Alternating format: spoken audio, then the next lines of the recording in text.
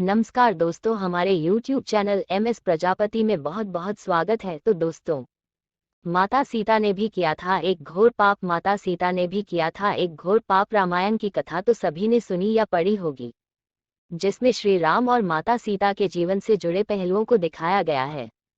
उन्हीं में से एक कहानी में बताया गया है कि कैसे मर्यादा पुरुषोत्तम राम अपनी पत्नी सीता को एक धोबी की बातों में आकर अयोध्या छोड़कर जाने को कह दिया था। लेकिन क्या आपको पता है कि वो धोबी के रूप में जन्मा एक पक्षी था, जिसके श्राप की वजह से ही माता सीता को वन में भटकना पड़ा था।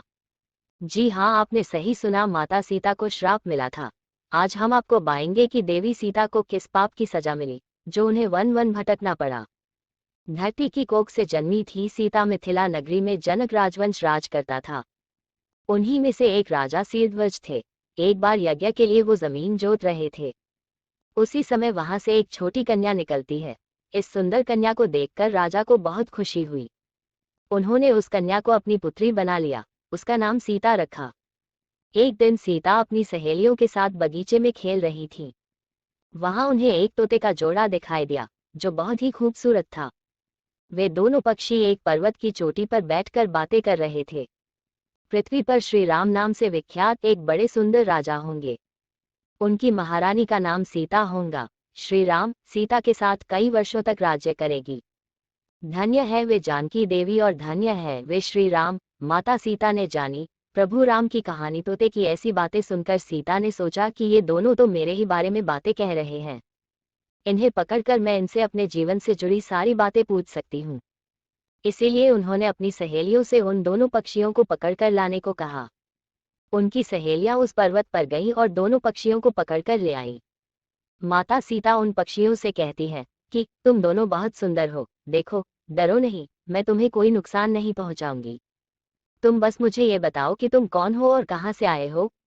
राम कौन है और सीता कौन है, तुम्हें उनके बारे में कैसे पता है।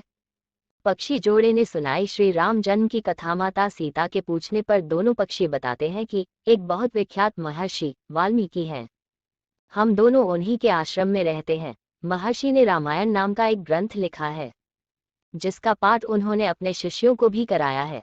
उन पक्षियों ने सीता को ये भी बताया कि इस ग्रंथ में महर्षि वाल्मीकि ने बताया है कि महर्षि ऋष्यशृंग के द्वारा किए गए पुत्रेष्टि यज्ञ से प्रसन्न होकर भगवान विष्णु, राम, लक्ष्मण, भरत और शत्रुघ्न, ये चार मानव शरीर धारण कर पृथ्वी पर जन्म लेंगे। बड़े होने पर श्री राम महर्षि विश्वामित्र और अपने छोटे भाई लक्ष्मण के साथ हाथ में धनुष लिए मिथिला आएंगे और शिव जी के धनुष को तोड़कर सीता से विवाह करेंगे। राम और सीता का विवाह। फिर उस पक्षी के जोड़े ने कहा, हे सुंदरी, हमने तुम्हें सब कुछ बता दिया, अब हमें छोड़ दो, हम जाना चाहते हैं। पक्षियों की बातें सुनकर माता सीता के मन में और भी बातें जानने की इच्छा हुई। उन्होंने उन दोनों से पूछा कि राम कहाँ होंगे, वे किसके पुत्र हैं, कैसे वो मिथिला आकर जानकी से विवाह करेंगे। नर तोता बोला कि श्री रामचंद्र का मुख कमल के समान सुंदर, नेत्र बड़े बड़े और खिले हुए, नासिका ऊंची, पतली भुजाएं घुटनों तक, गला शंख के समान होगा। मैं उनका क्या वर्णन करूं, जिनके गुणों का बखान सो मुख वाला भी नहीं कर सकता। दोनों पक्षी कहते हैं कि जानकी देवी धन्य है, जो जल्द ही रघुनाथ जी की पत्नी बनकर उनके साथ कई वर्ष तक राज करेगी। लेकिन तुम कौन हो। पक्षियों की बातें सुनकर सीता ने कहा कि जिसे तुम लोग जानकी कह रहे हो, वो मैं ही हूँ। नर तोते की विनती माता सीता उन्हें कहती है कि मैं तुम दोनों को तब ही छोड़ूंगी जब श्री राम यहाँ आकर मुझसे विवाह करेंगे। तब तक तुम दोनों आराम से मेरे घर में रह सकते हो। ये सुनकर मादा तोता जानकी से कहती कि हम वन के पक्षी हैं, हमें घर में सुख नहीं मिलेगा। मैं गर्भवती हूँ, मुझे जाने दो, मैं अपने स्थान पर जाकर बच्चे पैदा करूंगी। आप चाहें तो उसके बाद फिर से यहाँ आ जाऊंगी। उसके कहने पर भी सीता जी ने उसे नहीं छोड़ा।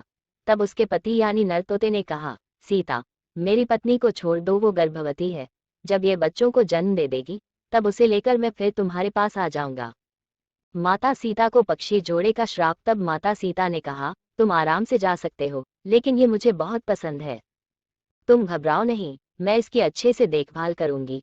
जब सीता ने उस मादा तोते को छोड़ने से मना कर दिया, तब वो पक्षी दुखी हो गया। पक्षी दोबारा सीता जी से निवेदन करता है कि मैं अपनी पत्नी के बिना जिंदा नहीं रह सकता, इसलिए इसे छोड़ दो। माता सीता, तुम बहुत अच्छी हो, मेरी प्रार्थना मान लो। इस तरह उसने बहुत समझाया, लेकिन सीता ने उसकी पत्नी को नहीं छोड़ा। तब मादा पक्षी ने क्रोध में सीता को श्राप दिया कि अरे, जिस प्रकार तू मुझे इस समय अपने पति से अलग कर रही है, वैसे ही तुझे भी स्वयं गर्भवती की अवस्था में श्री राम से अलग होना पड़ेगा। वन वन भटकती रही माता सीता कुछ दिन बाद पति से बिछड़ने के दुख में मादा पक्षी के प्राण निकल गए। पत्नी की मौत हो जाने पर नर पक्षी दुखी हो गया। फिर वो सीता जी से बोला कि मैं मनुष्यों से भरी श्री राम की नगरी अयोध्या में जन्म लूंगा, मेरे ही कारण तुम्हें पति के वियोग का दुख उठाना पड़ेगा। ये कहकर वो वहां से उड़ जाता है। कुछ साल बाद उसका जन्म अयोध्या में धोबी के घर हुआ। उस धोबी के कारण ही सीता जी का अपमान हुआ, उन्हें अपने पति श्री राम से अलग होना पड़ा। उस तोते का श्राप ही सीता जी के पति श्री राम से बिछड़ने का कारण बना। इसलिए जब माता सीता गर्भवती थी तो उन्हें भी पति से दूर वन में रहना पड़ता है। आपने अक्सर लोगों को कहते सुना होगा कि हमें हमारे कर्मों का फल हमें यही मिलता है। इस कहानी से ये बात सिद्ध भी हो जाती है कि कर्म के फल से कोई भी नहीं बच सकता, फिर चाहे वो भगवान राम हो या सीता, सभी को अपने कर्मों को फल भोगना पड़ता है।